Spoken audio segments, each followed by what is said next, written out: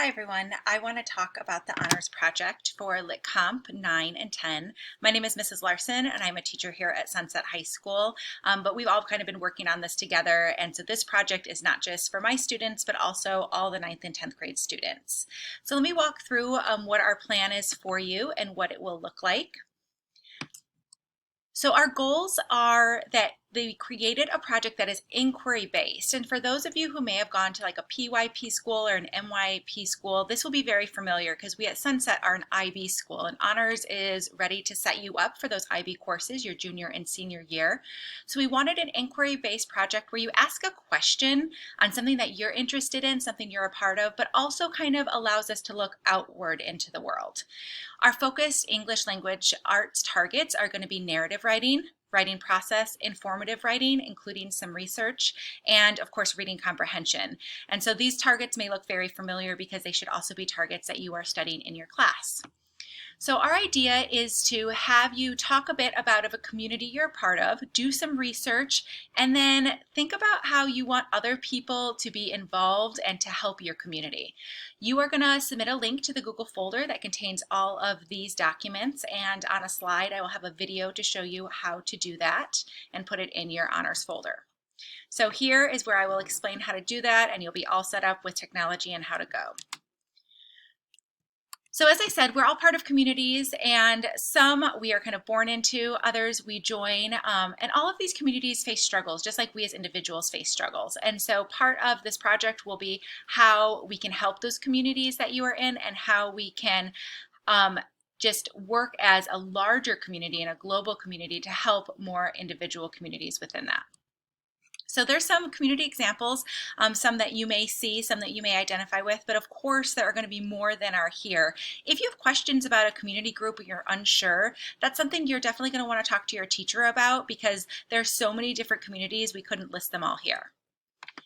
You are going to have a narrative element to your project. Your narrative element is going to be about your personal experience with this community. It could be a short story, it could be like a little graphic novella, like some panels, it could be a digital story, it could be maybe sharing important moments where you felt really a part of this group.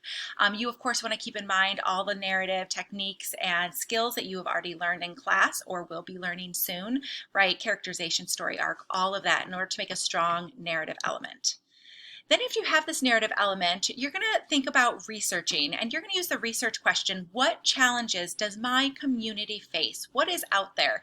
You might know these. I said, like, if you can interview another person in the community, because these are probably people you see quite often, even if it's not in person right now. So maybe talking to another person in the community about these challenges, but you can also, of course, watch TED Talks, maybe read some books, or start your research process now and look at some of the library databases or Gale in Context, where it has some of these. Miss Casanelli is our school librarian, and she is here in this lovely video that you'll be able to watch, and she walks you through how to do this research, how to find information that is credible and helpful to your question. She has times and office hours that you can drop into, and then once you kind of have this research, you're going to start doing some note taking on it. And your note taking is really going to help solidify your thinking, and either it's going to perhaps answer your question in a surprising way, or it's going to kind of confirm the question in a way that you already anticipated. I like to think of the inquiry process very much like the scientific process, where you have a question, you kind of think something, that's your hypothesis, but then as you do the research, sometimes our hypothesis is completely wrong, which is awesome, because then we're learning new information and our mind can be open and expanded. But other times your hypothesis is correct and you're like, oh, that's totally what I thought, and that's great too. So the scientific process is very, very close to the research process for that reason. After you've done all of that, when you have your question, you have your hypothesis, you've done your research, or like the experiment in science, at the end you come to this conclusion and you say, wow, this is what I see. So maybe your community is golfing and you really saw that like golfers are kind of having this battle between new courses and climate concerns, because a lot of golf courses take up a lot of space and it's really hard sometimes, right, cutting down trees and all of that to get these beautiful courses. And so a lot of the new courses that are being built are really being built through this climate consciousness. And so that's something to think about. You can think about how you as Gen Alpha face privacy concerns about your online activities. How much should your parents be looking? How much should we as teachers be seeing? How much as schools should be watching your online activity in addition to companies? So that's something you can kind of think about. And there's lots of different options here. After you kind of have your conclusion, you want to think about what's next? Like, what should be done about this? So you're going to answer the question, of course, what's the issue your community faces? What should be done? And then what do you want people to know? Because we don't all live in your community. We all have our own communities. But what do you think we could all do to support your community? What is that call to action? Is it something we need to know that we might be ignorant of? Is it something we could do in order to help? Is it something, some other action we could take, like legislative action or working in our schools or other places in order to support this community? And then, of course, at the end of all of this, you will create a works cited, because we are looking for those academic skills that you are going to use both in high school and beyond. So Ms. Casanelli has connected the MLA Citation Maker for you and can help you with those things in order to kind of create your works cited. At the very, very end, we want to know, what did you learn? And that is the reflection process. The reflection is just like how after you play your soccer game and then the following Monday you sit down with your coach and your teammates and you watch film of yourself and you break it down and you see, ooh, I was so good in that moment. Look what I did.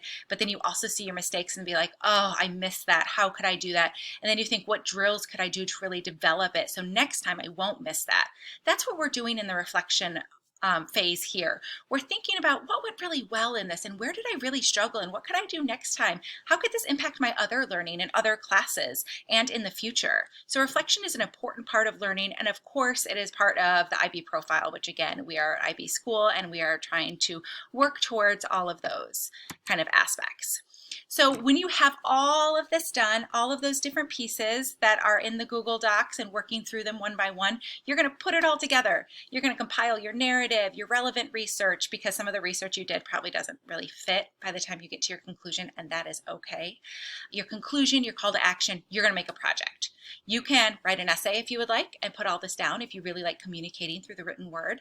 Perhaps you really like doing video projects and you're like, oh, this would be great. I have all this editing stuff. I could do it this way. Maybe you're an artist and you want to create something like a zine or a graphic story.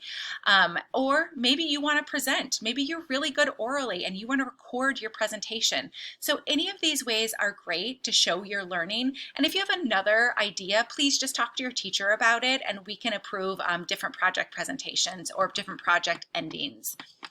So there are some technology resources here for you on how to create these things. And also Ms. Casanelli is going to be a great resource. She probably will be in and out of your classes, just talking to you about each one of these things. So we are really looking forward to this honors project. What will happen is at the end of the grading period, you will have an H next to your letter grade if you complete this honors project, and your teacher will put that into Synergy for you at the end of the term. If you have any questions, always feel free to reach out to your teacher and they will be able to direct you and help you in this wonderful learning process.